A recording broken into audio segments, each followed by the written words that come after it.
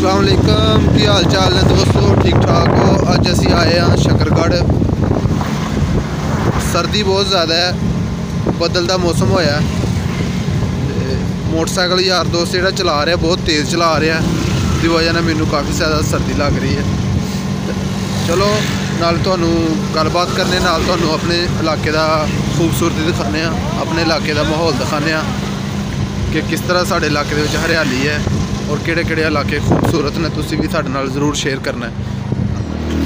तुसीं सुनिया होएगा भाटी मोड़, और अज तुहानू असीं दिखाने कि भाटी मोड़ असल दे विच इहनूं भाटी मोड़ क्यों कहा जाता है।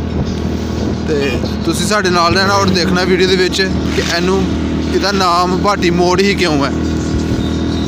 असल दे विच नाम इहदा भाटी अफगाना है, लेकिन ये भाटी मोड़ मशहूर इस वजह तो है कि इस गाँव दे विच मोड़ ही बहुत ज़्यादा ने। जी हाँ दोस्तों, यह चेक कर सकते हो, एक मोड़ आ गया जी, एक मोड़ आ गया जी पहला, और नाल ही है चेक कर सकते दूसरा मोड़। जी हाँ, दूसरे मोड़ तो बाद आगे आ गया जी, आगे तीसरा मोड़ भी आ रहा जी। लेकिन खूबसूरती के लिहाज के नाल शकरगढ़ पंजाब का वो इलाका है कि जिहदी मिसाल तुहानू पूरे पंजाब दे विच किते नहीं मिलेगी। खूबसूरती इतनी है कि कुछ कहा नहीं जा सकता। साढ़े कोल मोबाइल ते असीं वीडियो बना रहे हैं, इहदे नाल तुहानू कोई ऐसा व्यू नहीं मिल सकता, लेकिन माशाअल्लाह इतनी खूबसूरती असीं पूरे पाकिस्तान का विजिट किया, असीं किते नहीं देखी है। इतनी खूबसूरती सानू शकरगढ़ दे विच नज़र आई। शकरगढ़ एक बहुत ही प्यारा खूबसूरत इलाका है, खूबसूरत गाँव ने, छोटे छोटे गाँव और प्यारे प्यारे गाँव ने। खूबसूरती के लिहाज में बहुत ही मिसाली गाँव है और बहुत ही शानदार मसाले हैं।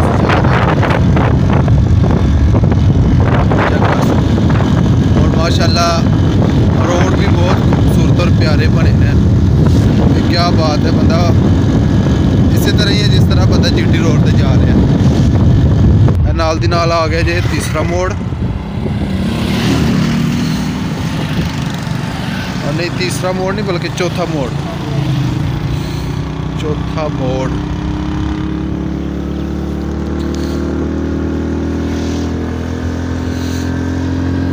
चौथे मोड़ तो बाद अगे हाजिर है जी पंजवा मोड़।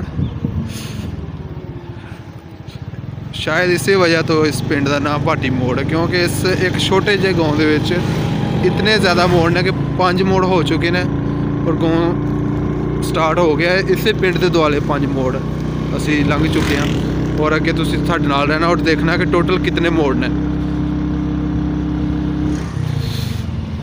यह देखो जी भाटी अफगाना, असल नाम भाटी अफगाना, लेकिन भाटी मोड़ कहा जाता है। 6वां मोड़, जी हाँ 6 मोड़ हो चुके हैं जी। चेक कर सकते हो तुसीं 7वां मोड़। क्या बात है जी, 7 मोड़ हो चुके हैं। अगे देखते हैं किन्ने मोड़ ने। जी हाँ, एक होर मोड़, 8वां मोड़। यह हो गए जी 8 मोड़, और तुसीं साडे नाल रहना और देखते रहना और गिनना खुद भी कि किन्ने मोड़ सी टोटल। 9वां मोड़, अगर मैं गलत कह रहा तुसीं वीडियो दे विच देख के दस सकते हो टोटल किन्ने मोड़ होए। 9 मोड़ हो गए।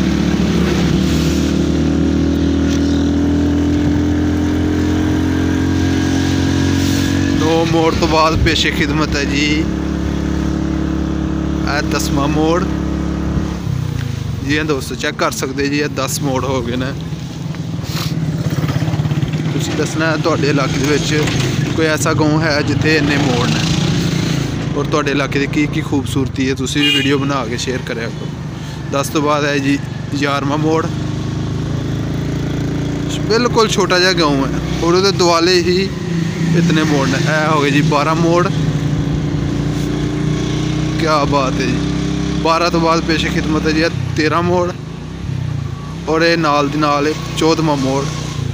क्या बात है जी, यही खसूसियत है ना पंजाब दे विच कि अपना इलाका छड्ड के जाण नूं दिल ही नहीं करता। और यह अगे हो गए जी 13वां मोड़। जी हाँ दोस्तों, 13 मोड़ तुसीं हुण तक गिन चुके हो, और यह गाँव ख़त्म हो गया है। और इस गाँव के दुआले दुआले ही 13 मोड़ ने।